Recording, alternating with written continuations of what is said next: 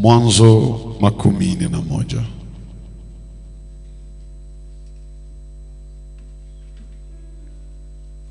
Nitaomba aliyepata kwa Kiswahili atufanyizie usomi, sababu nimekuja na Biblia ya Kimombo.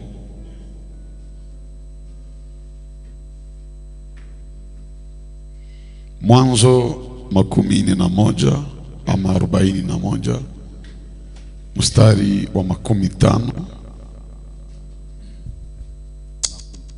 ama 50. Ndio. Mwanzo 50, 41. Ndio. 51 na 52. Ndio. Yosefu akaita jina la mzaliwa wa kwanza Ndio. Manase. Ndio. Kwa maana alisema Mungu amenisahaulisha kazi zangu zote. Ndio. Na nyumba yote ya baba yangu. 52. Na wa pili akaita jina lake Efraimu. Ndio. Kwa maana Mungu amenipa uzazi katika nchi ya mateso yangu, ni neno la Bwana. Amen. Tushangilie kwa ajili ya usomi wa neno la Mungu. Tunaweza kaa.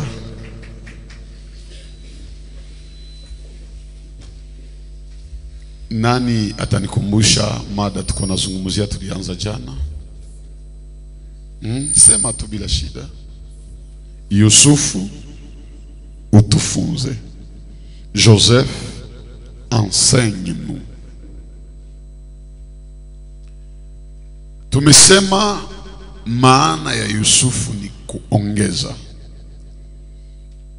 Sababu alipozaliwa mama yake akasema, Bwana ameondoa aibu yangu na Mungu aniongezee mwana mwingine. Yusufu maisha yake yote yanatufunza mengi sana.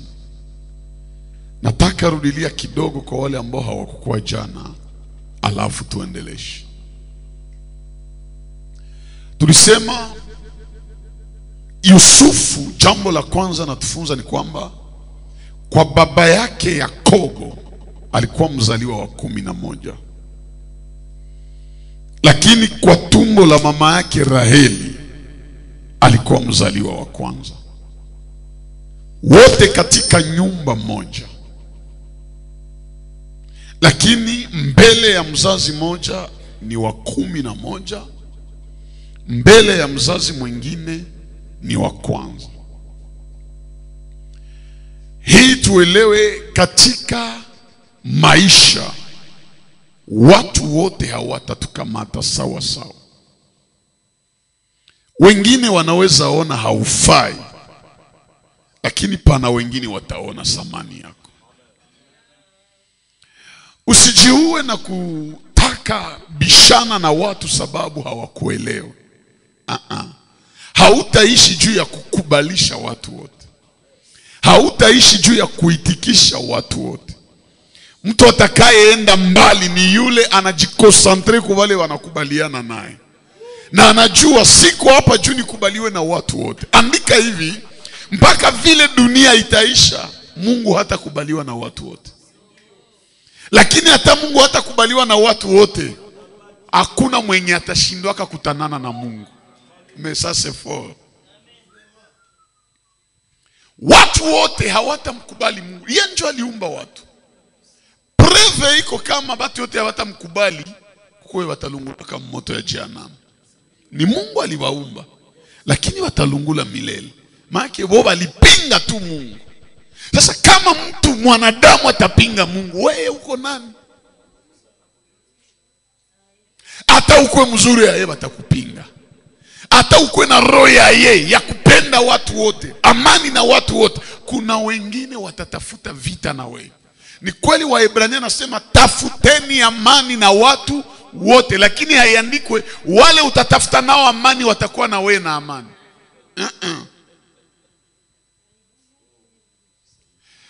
Hata uishi na raha, tafadhali nirudilie, hata uishi na ukarimu na watu namna gani, wengine watakukwaza, na wengine watakamata roho yako mzuri saa vile mafiere.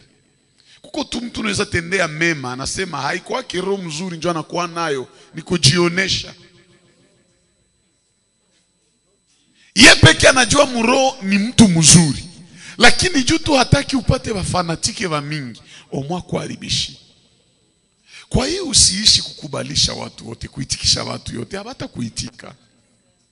Salimia jirani mwambie hauko pale juu kuitikisha watu yote. Bakuitike basi kuitike, wewe pambana na maisha, endelesha safari ya maana. Mungu akuwe na wewe. Imeandikwa Mungu akiwa upande wetu nani atakuwa? Hakuna atakayekuwa juu yetu Mungu akiwa upande wetu. Mimi siko pale juu nikubalishe watu. Nimemaliza sema hata watu watapinga Mungu, nawe walimupinga, nawe walimkubali, mwisho na mwisho kila mtu atakutana naka naye tu. Kama ukutana na Mungu kwa kumkubali leo, utakutana naka naye siku ya jugement dernier juu akutupe moto. Manake hata wanaokupinga, hata mwingine ajitie mbali na we, kuko tu circonstance yenye Mungu atafanyaka wakutanane na we tu. Na niko na habari njema ukwambia, wale wanaokutakia mabaya na ukupinga, ipo siku watajuta yale walikufanyizia mabaya.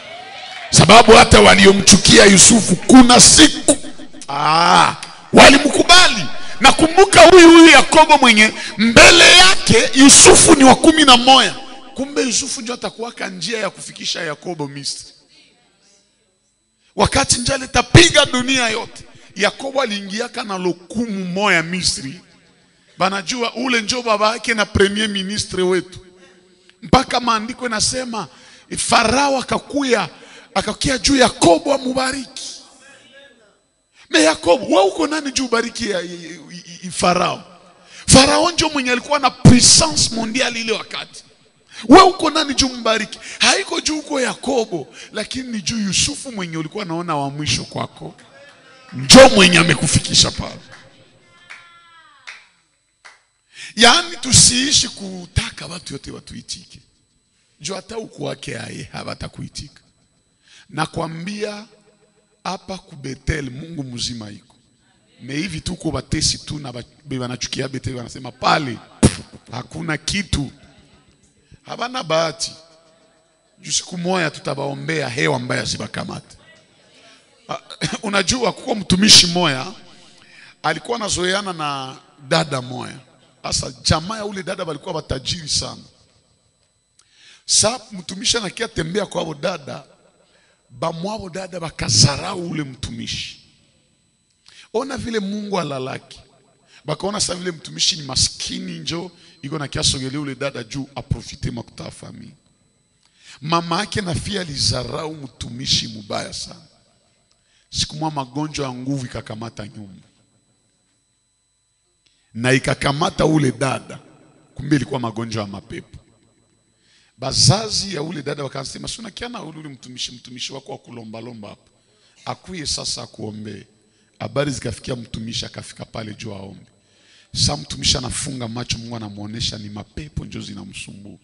Unajua vile mtumishi akafanya?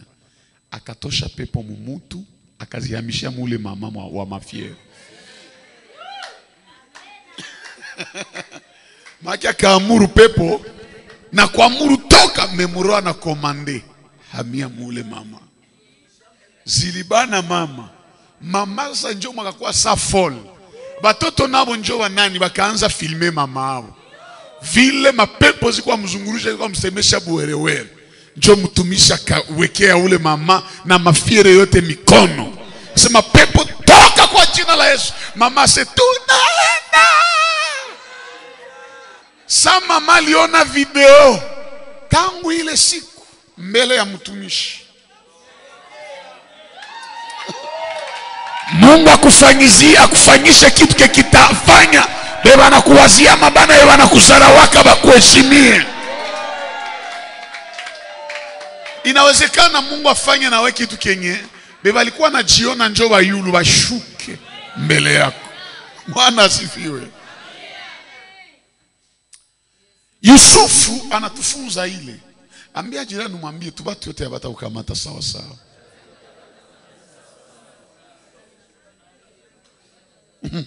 Unajua hata na Yesu naye alikuwa vile. Bamwaba alikuwa anaona Yesu ni mponyi.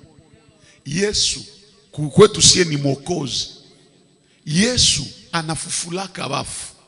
Mimi nakwambia Bayuda wao wakaona Yesu biashara.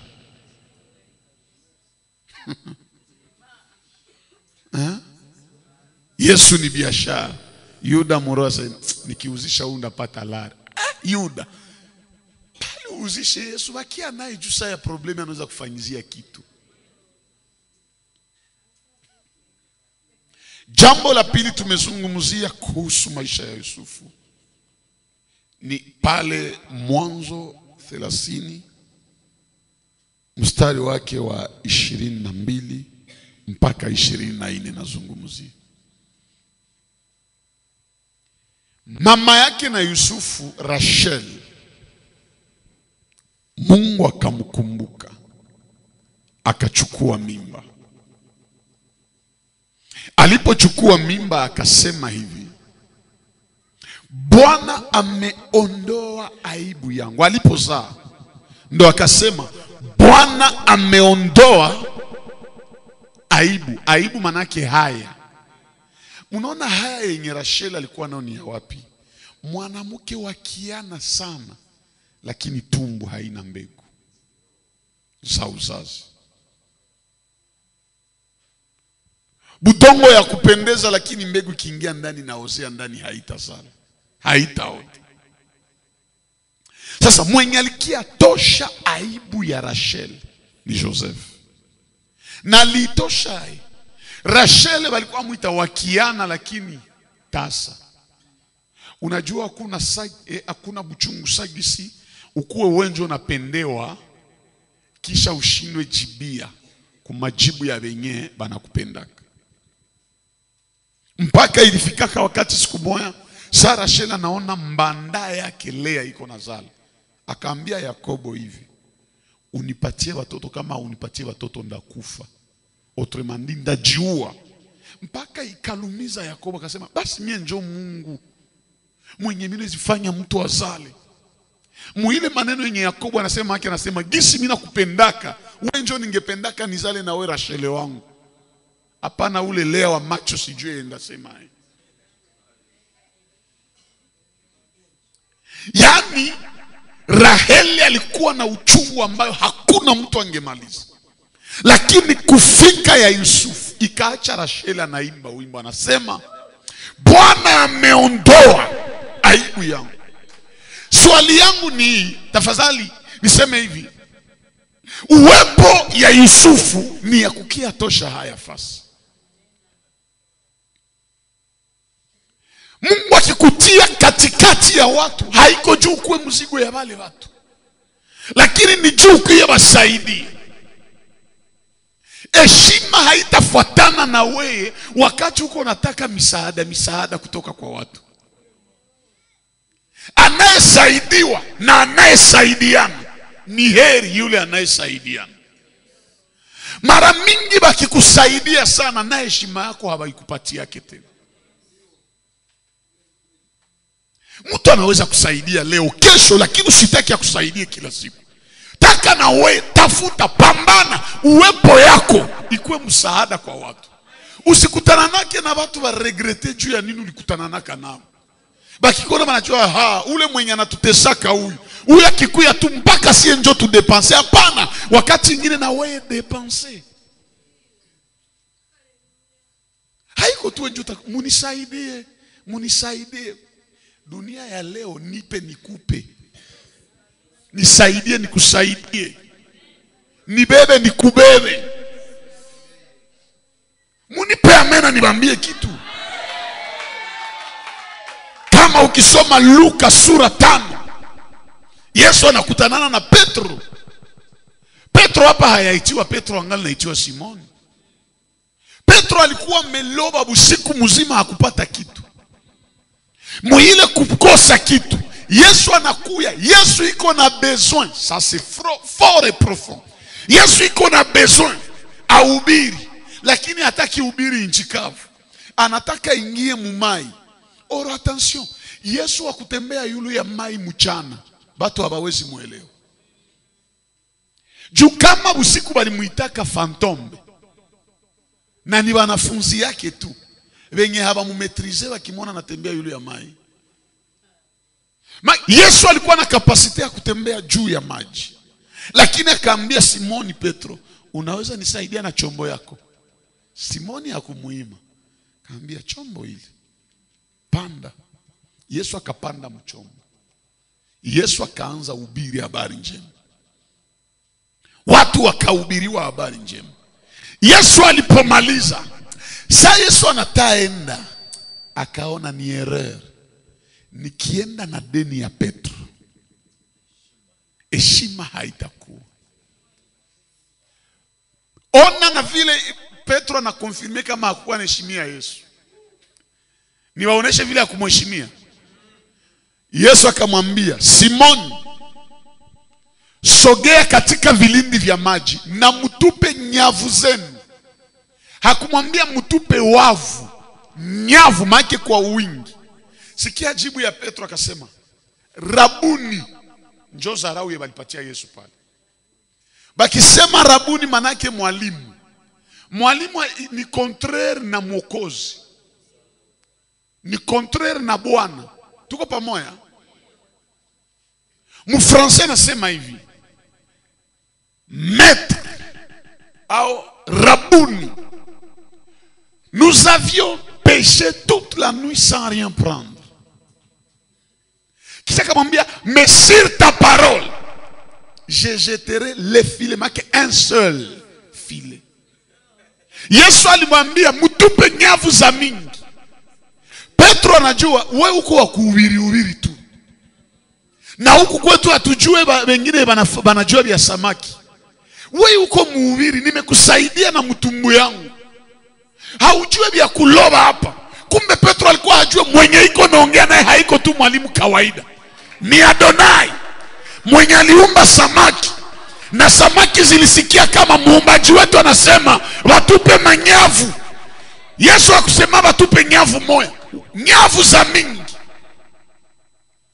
Maana samaki za mingi zikajidisponibilize juu ya nyavu za mingi. Na ukisoma Biblia, maandiko nasema Petro akatupa file moja, sali itupase samaki zikakuwa za mingi sana, mpaka ile file moja ikapasuka. Ilipasuka juu ya nini? Juu samaki za mingi hazikuwa juu ya file moja, zilikuwa juu ya file za mingi zenye Rabuni alisema. Saa yenye naanza pasuka, Petro nasema ce n'est pas possible. Hivi tulivitafuta usiku mzima tulikosa. Manake juu tu nimempatia mtumbu, naye anatupatia vile tulikosa usiku. Kama Yesu anaweza saidiwa, narudisha msaada kwa wali msaidia. Wanapenda usaidiwe kila siku hai. Na utaona sasa Petro aliona masamaki hivi, hakuita tena Yesu Rabuni. Akaenda piga magoti mbele ya Petro akamwambia, Bwana, mbele uliniita Rabuni, sasa mimi nakuwa Bwana. Akamwambia, Bwana, enda mbali na mimi ni mtenda dhambi. Manake heshima inaongezeka juu Petro alisaidia Yesu, lakini Yesu anamsaidia naye. Na ndio maana msaada yenye unaweza pana itakuheshimisha ni wakati unawaletea watu kenye walitafuta bakakosa. Haunisikie. Huheshimiki ukiniletea yenye niko navyo. Leta kenye mimi natafuta kama mimi nakosa, heshima itaongezeka.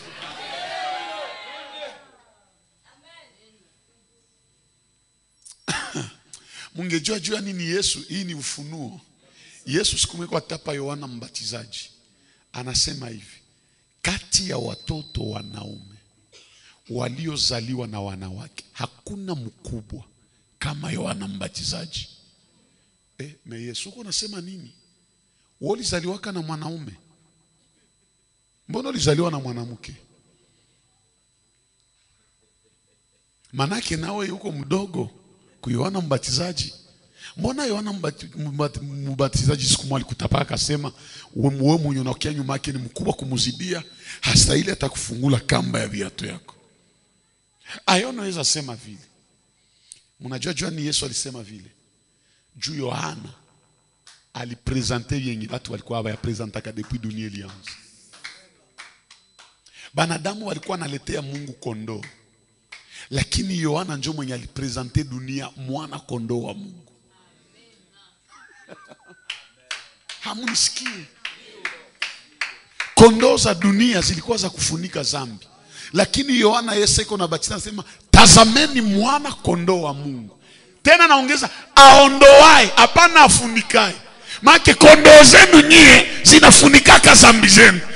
Ukifunika zambi sote tosha kifuniko itakuwa pale pale. Lakini Yohana yeye hatuoneshe wa kufunika, anatuonesha wa kutosha. Na watu wote wakamheshimia Yohana. Taba naambia Yesu, Yohana Mbatizaji anatutuma hivi na hivi na hivi. Yesu akasimama akasema mchunge muone. Bagonjwa muko, tuko mzee, mpone. Bakapona. Wafu, muko na bafu hapa, biko, bafufuke. Yesu akafa demonstrations zimwa kisha akabambia, mnaona bie mimi nafanya. Njoo bie mwende ambia Yohana. Yohana iko mprison. Kisha Yesu akaongeza na mwambie heri yule nisiye kwa kikwazo kwake. Maana si ni kwaziki. Yesu ni ndugu yake na Yohana. Na Yohana ndio alivumisha huduma ya Yesu. Me Yesu haende tembelea Yohana ku prison sa vile ndugu, na haende mtembelea sa mwenzake mtumishi. Mpaka Yohana kanyamanza. Meona Lazaro. Lazaro dada yake na Maria ule wa Maria wa Betani na ule Martha. Bugali njo ilianzia urafiki ya Yesu na Lazaro. Biblia nasema bien bali alikaka Yesu kwabo Lazaro. Na walimwalika ni Martha. Na Martha kaanza piga chakula. Yesu sasa iko msalon. Akaona chakula iko mafiga biko napiga. Yesu akaanza masolo na Maria. Piga neno. Nijua mkukua pale. Ile neno haiko tu juu ya kumuokoa. Nijua kuona ifoni mwambie mingi na chakula iko na hivya. Siku moja Yesu aseme mbweha wana mahali pa kutia kichwa. Mie sina kwa kulala. Kama hana kwa kulala, atapata kwa kukulia. Burafiki kaanza na Lazaro juu ya chakula. Na siku Lazaro anagonjwa, badadake na Lazaro bakatumia Yesu barua se, rafiki yako hapana mwenye anakupendaka, rafiki yako mwenye unapendaka. Mterme ingine, Yesu ndio alikuwa anapenda Lazaro sana, lakini Lazaro alikuwa apende Yesu sana. Me Yesu iko obligé a créer rafiki na Lazaro juu akizoeana na badada yake na mnakuwa kahaba, batakuwa na wazia Yesu ya mubaya. Ndugu yake na mwenye alimvumisha kakufa, bakamkata kichwa. Saba na mkata kichwa kwa dunia, saro yake naenda kuzimu, banaifungia tena Hadesi. Uniambie Yohana alikufaka na roho gani kwa Yesu? Vrema Yesu biote nifaa juu yake, mina mutapatapa vile, na mvumisha lakini haniangaikie. Vrema huyu sijui tena ndugu yangu, cousin wangu, juu Elizabeth na Maria walikuwa bandugu direct. Musiku kidogo ule Lazaro na anakufa. Bakwabo Yesu, bakwabo Lazaro c'est vraiment Yesu angekuwa hapa ndugu yetu angepona. Me Lazaro kwenye alikufa naye anajikuta prison mwana Yohana Mbatizaji. Njoo masolo Yohana. Unakia fanuku Lazaro se. Niligonjwa. Yesu akia kuona se achana na Yesu. Bugali za pata alikula kwetu. Mesaya kugonjwa na shindo kia nitembele. Kisha Yohana se omu atawe ni bugali. Kama nyi mulimukubali, sijui mimi nimupresentaka. Juma alikuwa anavuma alepoke na Yesu ayavuma ni Yohana Mbatizaji. Mwisho na mwisho. Biko naongea siku ine ya kuteta Yesu. Kule chini ya Hadesi. Banasikia Lazaro toka. Yohana anasikia si sauti ya Yesu hii. Lazaro anamwambia mimi bananiita, ubakie bien mimi naenda. question ya Lazaro ya Yohana kwenye iko anajua na mimi jina langu. Manake gisi ameita Lazaro na mimi ataniita. Yesu, Yohana alichunga sauti ya Yesu. Nani atamwangaikia? Hakuna. Lazaro analamuka. Akakiko na ruka jo alikuwa anafungiwa. Batu yote, Lazaro. Vraiment ni rafiki. Yesu anampendaka tu. Lazaro akafuka hivi. Yohana yeye kule. Kumbe heshima haiko tu solisaidiwa. Yesu alijua Yohana mbatizaji alinisaidia kunivumisha. Mena mimi ngali na deni yake juu kama simulipe hata ni heshima yake. Bakwamo Lazaro balinisaidia, lakini kama sikisaidia Lazaro heshima haitakuwa. Na utaona bien sa Lazaro alifufukaka aseme Yesu popularite yake kaongezeka. Mpaka Yohana 12 watu walikuwa wanatoka mbali sana wanapanda Yerusalemu kukiaona Yesu na waone kama ni kweli Lazaro alifufuka. Sasa wewe unapendaka tu wenjo upondeane. Kisha semuni heshimie. Na mimi niko mtu uko mtu, lakini kama hausaidianake wewe ndio unasaidiwaka batakuchoka. Utakuwa mzigo. Usikusudie sana kusaidiwa. Haki omwa usisaidiwe, meupambane na maisha ukwe napata yako kidogo. Pali ya kuishi tu kutegemea watu. Wakati unasaidiwa na mtu sana unaanzao na sababu bila yeye hauwezi ishi. Alors que haiko njo vile. Nilisema TikTok na ilitembea sana. Inaweza fika mtu jo kusaidia anaanza kuzarau na anakuonesha vraiment bila mie hauwezi ishi. Kama haujue tafuta maisha na kutaka kujifanya na msaada kwa wengine na unaweza liamini ndio unaanza baba ukinitenga na huyu mimi nakufa. Nani alikwambia vile? Ulizaliwa wewe peke sio likiamu dunia. Kama ulikiaka manake unaweza endelea bila ule mwenye uko na waza. Unaweza ishi, hauwezi ishi bila yeye. Sio likiamu dunia uko mali kusaidiaka. Si ni Mungu tu.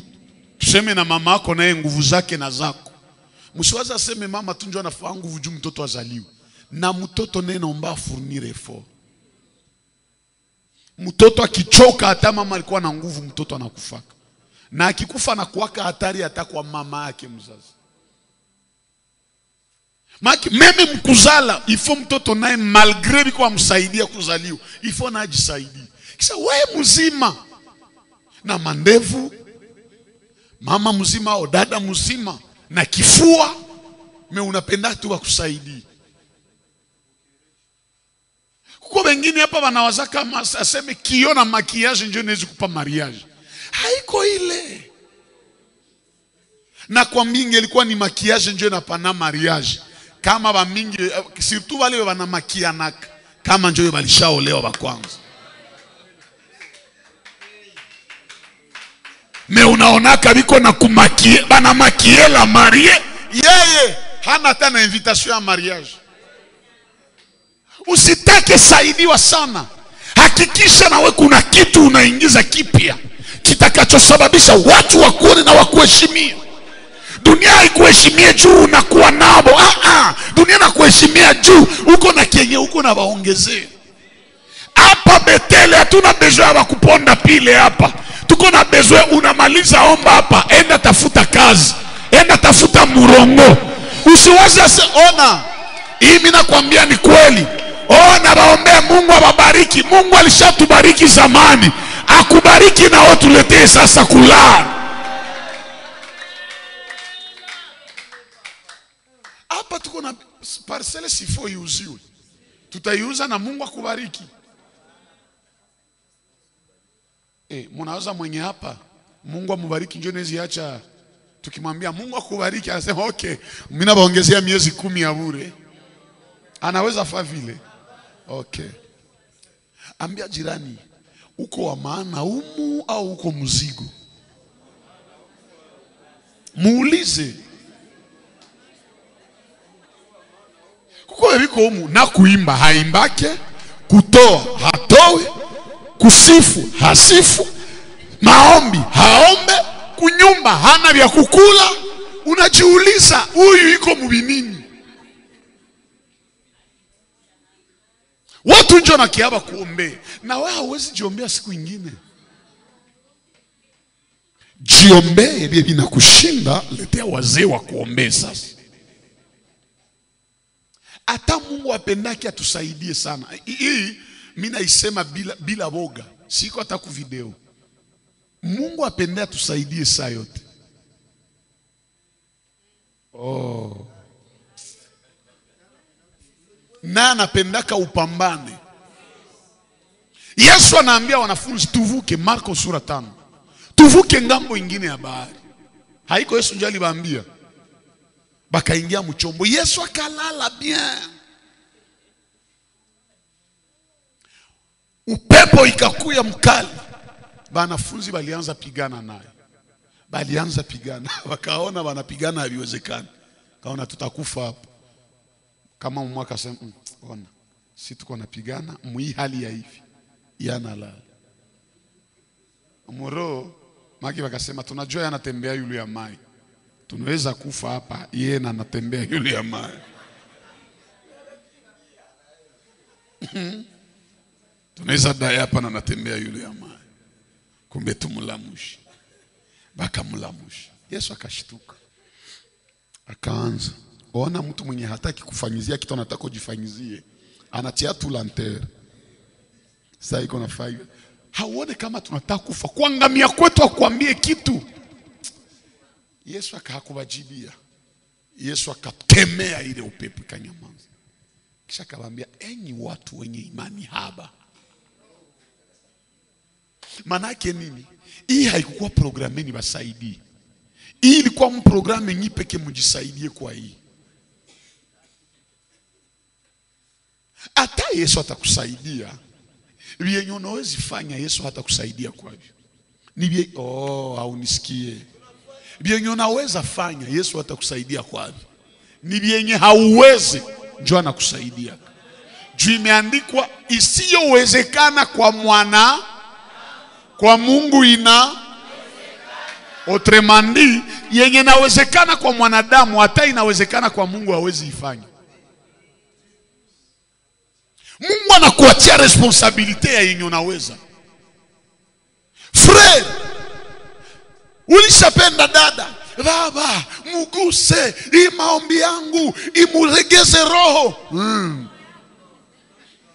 Mungu hatakusupia. Mungu njoo atakuwa atendea dada, penda ule. Hakuna. Kinywa yako njoo imupige verbi. Mungu nisaidie. Sasa kwa naniona roho idunde. Sasa kuona njoo roho inalumia sasa. Mpaka umwambie. Hii mimi nawaambia ni kweli. Utenda fa jene hapa juu bakupende, kumbe haiko jene njoo na chaba napenda mtu. Sema. Sema. Maombi na kujaza upako, lakini maombi haiwezi kusingia. Mnajua ile terme ya kusinga? Haiwezi drage. Piga verbe we peke. Kuko vingine acha kiroho mingi. Adamu saba alimletea Eva kusema rima kalala. Alisema huyu ndiye mfupa ya mifupa yangu, nyama ya nyama yangu, ataitwa mwanamke. Maneno. Wanamke wanapenda verbe. Wewe juu ya kushindwa sema verbe, unaanza piga na magoti, unasikalkile ule dada iko na baba aguswe, baba hata kuona na hata guswa. Jisaidie na ukuwe msaada kwa wengine. Bwana asifiwe. Maisha haitembei na wanataka wasaidiwe. Misaada inazaraulisha. Itafika wakati wanaanza kupatia kitu na mazarau. Sasa telemo ulishazoea saidiwa, unasema sina shoa, acha niikamate. Omoni ime vitu, lakini heshima yangu ibaki pale pale. Tia mkono wa kuume juu, sema na mie, Bwana Yesu, nisiendelee saidiwa tu, na mimi nifanye baraka kwa wengine. Kwa jina la Yesu. Si Mungu aifanye kwa maisha yako vrema.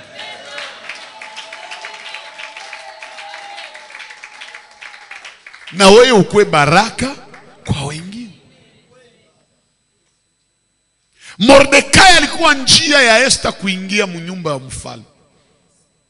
Jua kuwe malkia. Huyu Esther naye akakia kuwa njia ya uponyaji ya Mordekai kontre maadui yake. Make Mordekai ulikuwa baraka kwangu, leo niko malkia. Na mie leo muumalkia, mina kuwa njia ya wewe kutokufa. Hapana ishi tu mkupewa. Leo ni dona. Unanipa na mimi nakupa. Unanisema mzuri na mimi nakusema mzuri. Unanipenda na mimi nakupenda. Hata sitakuchukia kama haunipendi. Vraiment sikupendi na mimi. Narudilia, mtu mwe hakupendi, usikuwe na wakati ya kumwaza hata.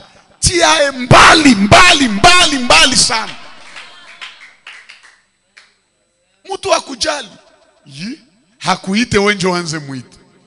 Mimi nakuita ya kwanza, ya pili, ya tatu na acha. Haujaniita sikuite. Hata ilikuwa urgence ya ye. Kuko vingine usiitikake mtu achezee heshima yako. Anataigusa acha. Biblia inasema gisi Mungu iko ndio vile nasie tuko. Si ndio vile Biblia inasema? Kisha Biblia inasema Mungu hachangie utukufu yake. Naona atachangia heshima. Mtu akitaka kukuchezea aguse dignite yako. Mtu ni heshima yake. Yusufu presence yake ni ya kutosha aibu. Haiko ya kuongeza aibu. Usikuwe muumati ya watu juu kuwe muzigo. Narudilia mandugu zangu. Muzigo banaitupa mubaya. Hakuna muzigo ya baishabeba na ukarimu. Hakuna muzigo ya baishabeba na adabu. Unaonaka tu banaibeba hivi banakia itupa mubano, unasikia kinalia mubaya. Ukitaka saidiwa sana siku batakulashe mubaya. Na itakuluma. Utawaza seme watu liko na roho mbaya. Hawana roho mbaya, wamekuchoka njo. Eske tuko pamoja? Jambo ingine Yusufu anatufunza haraka. Nilisema ya kwanza Yusufu ni wa mbele ya Yakobo, ni wa mwisho mbele ya Rachel. Manake jambo la kwanza Yusufu bati yote abamkamatake sawa sawa. Bamwa wanamtia mbele, wengine wanamtia nyuma. Na njo vile ujue hata ukwe wa bien aye, bamwa watasemaka hakuna kitu pale. Wengine wanajua anajua ni wa mzuri. Ya pili Yusufu ni wa kumaliza nini? Aibu. Ya tatu ni maana ya jina Yusufu. Bwana aniongezee mwana mwingine. Na ndio maana Yusufu kuongeza. Manake kwenye Yusufu iko hakuwezi punguka. Kuna ongezekaka. Munisikia hapa bia. Maana ya Yusufu ni kuongeza, ongezeko.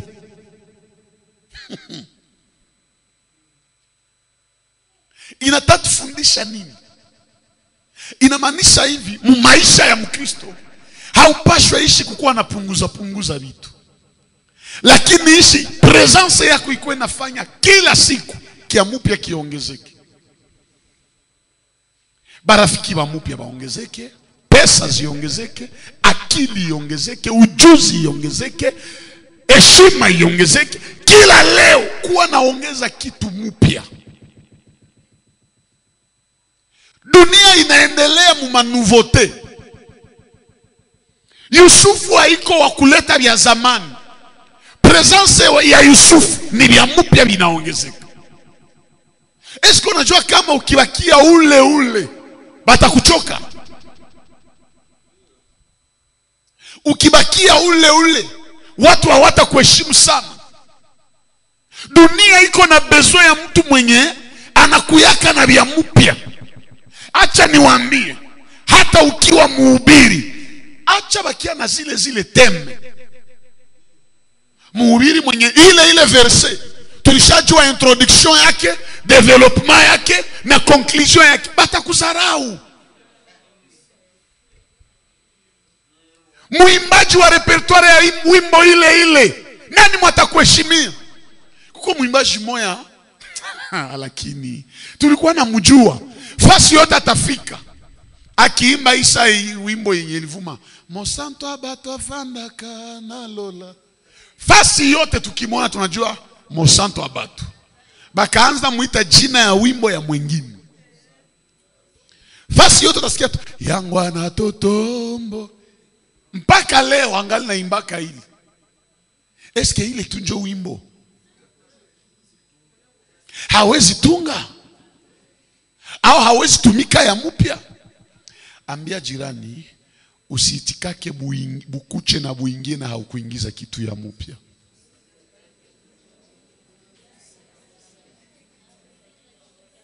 Ukikuwa ule utakuwa wa zamani. Mahubiri ile hapana vile.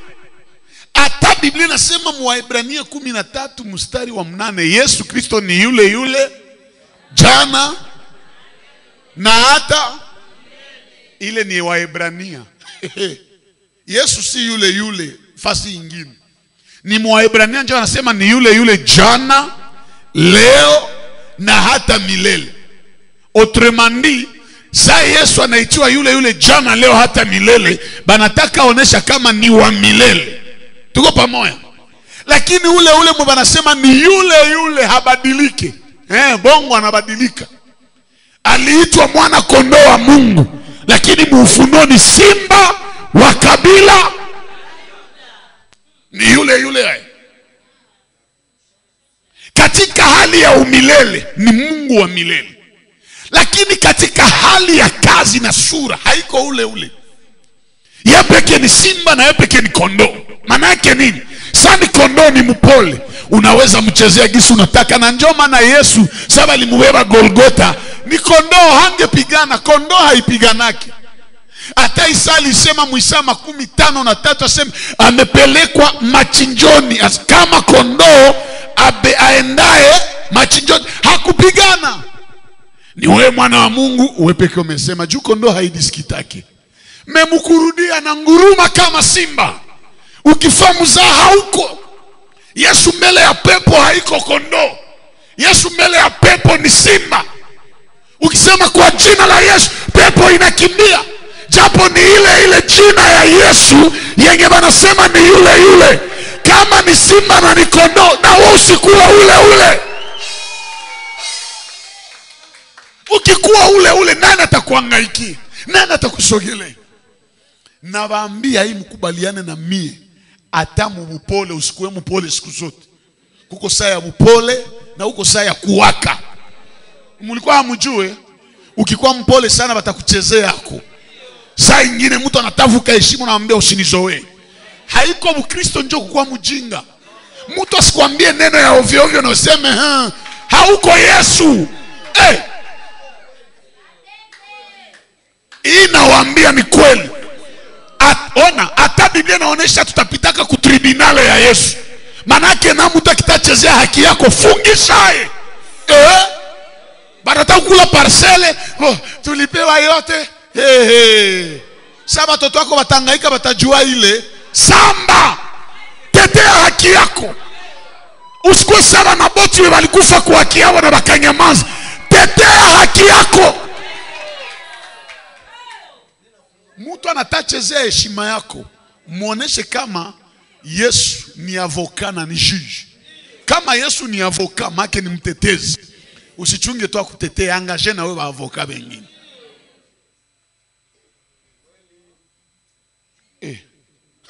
Uko Mkristo ase no, niko na ahadi ya Mungu, mwana wa ahadi ya kufaki. Ile ahadi tanichunga. Sawa, masasi kona piga pale, ni siwezi kufa, utahamishwa. Lisasi haijue ile ahadi yako kama unatumikisha kiujinga. Mnajua wangapi walienda mbinguni na wakati yao wa kukufa haiyafika? Wangapi? Kwa fasi nyingine unawapita ukiona danger, kwepa. Hata uko na ahadi, kimbia. Usiseme niko na Mungu hata oh, uko na Mungu.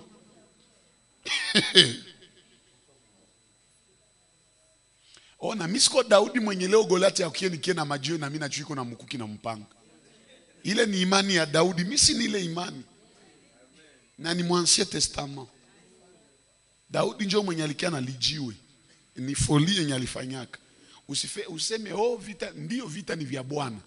Mimi nakwambia hata vita ni vya Bwana. Ukipigwa haiko Bwana ndio atasikia mateso. Ni wewe ndio utateseka. Oh Bwana atanitetea, baki kukula kitu haiko baba mwana kutetea ndio mtasikia uchungu. Ni wewe ndio utasikia uchungu. Kuko vingine usiitikake wa kuonea. Ndio maana relation za maana. Kwa na relation na ba procureur, na wakubwa, wa komanda, ba chef, banataka kuzoea, unaita numero. Satu mwenye kwa atakuchezea nasikia numero. Nani ule? Pardon baba, nilikuwa na famiza. Unaona naanza jibembeleza kwa hiyo anajua. Kristo haiko ujinga. Hata Yesu alikuwa na marelation. Hata Yesu alikuwa na marelation. Usikuwe Mkristo mwenye unabakia ule ule. Mkila kitu surtout minarudilia usitike bachezee haki yako na unyamanza. Sai kanisa kipata probleme batakia esele hapo. Si leta ndio tajiimpliquer. Bo, juni kazi ya Mungu tutapachika mikono bakikia sema tusingilia hapo. Si tutaenda samba. Na njoo vile bakita kukula haki enda samba. Uko Mkristo wana viole fie wako useme ase amani mbinguni. Enda fungisha mwalifanya ile kitendo.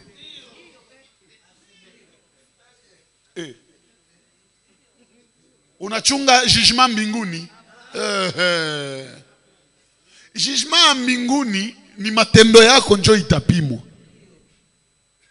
Hawatapima matendo ya jirani juu bakupewe haki.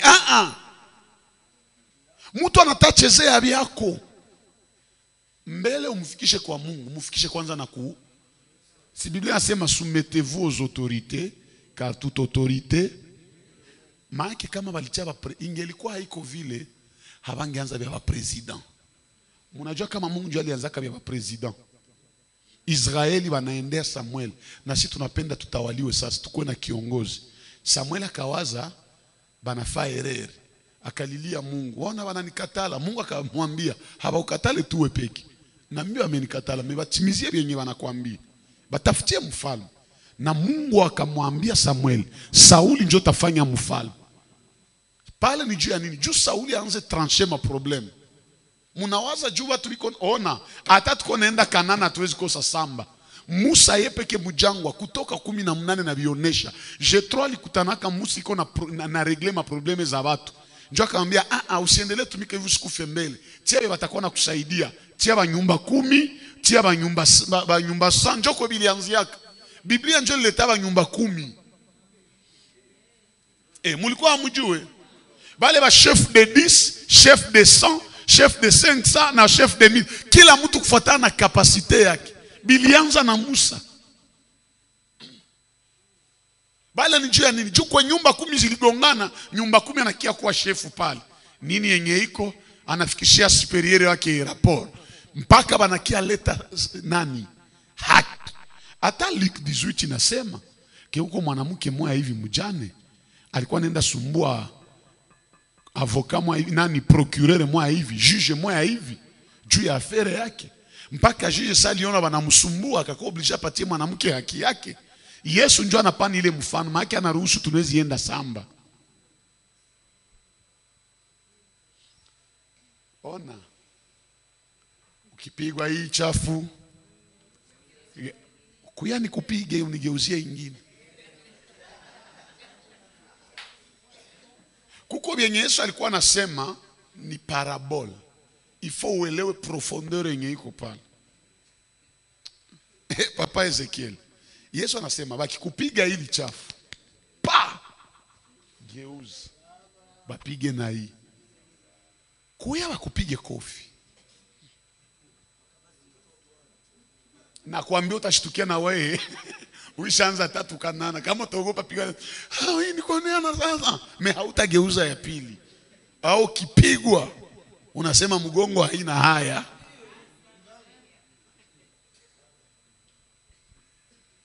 Ni maparabole za Yesu alikuwa anasema.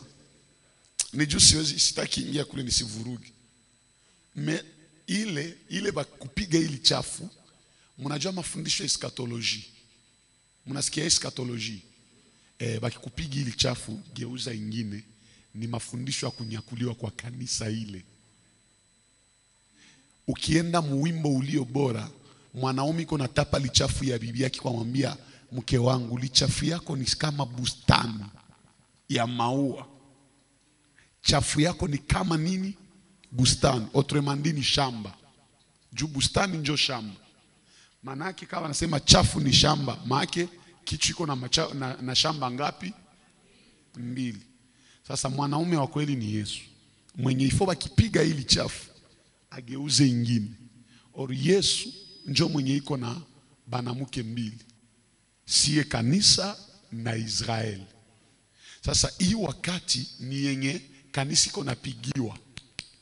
Biko apiga lichafu ya kwanza. Itakia fika wakati ya parapanda anachoka ili chafu kupigiwa anageuza ingine. Or ukigeuza hivi mwenye alikuwa anaona hii hataona tena yeye anaona ya mpya. Njoo utaona saa hii kugeuza chafu maana kanisa na nyakuliwa juu Israeli chafu ya pili ianze pigwa. Na itaanza pigwa kupitia ziki kubwa na ile miaka 7 mnasikia kaya mateso. Sasa Yesu anasema wakigeuza hii wapige hii, wanasema ngoja piga. Yesu alisema utaenda muhopitale. Kimbia. Kama usikwambia upigane, na ukiona ugomvi fasi ingine kwepa. Fasi ingine kwepa. Mi peke niko victime wa bile. Nakumbuka mimi sitasawa ile scene. Ningali mu première secondaire. Kulikuwa kapeti mwa siwezi kasahabu njoo aganzi. Kule mafia bora kule yulu chini ya Katindo de. Nakutana batoto 2 yuko napigana. Mimi nakuya baachanisha. Ule peti aganza kani minjo gra usicheze na mimi nikasema wewe mtoto uko na kiburi. Nilikia na upole peti alinipa ngumi ya umu. Nikaanza na mtu mwa watu 2. Naanza bakia hivi. Kisha nikanyangula ule mwiko apiga nikakimbia naye. Kesho kale kapetia ganga so grani shamupiga. Beba alikuwa hapa anasema ni kweli alimpiga ngumi. Nasikia roho inaluma mimi na asime. Na njoo nikasema mimi ya kupigana ndakimbia. Gisi sina nguvu basi jua petia alisema alinipiga. Nikiona vita sina wakati ya kuikala. Mimi nakimbia. Juu Yesu alisema wikupiga, juu alinipiga hapa ningeambia piga na mwa hii. Nani mwatateseka? Ambia jirani ifo kuwa najua kila andiko na maanisha nini.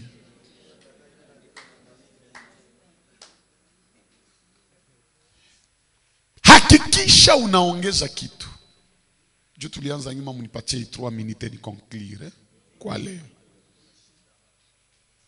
Hakikisha kitu kipya kinaingia. Uwepo yako isikuwe ya kupunguza, lakini ya kufanya nini? Ya kuongeza.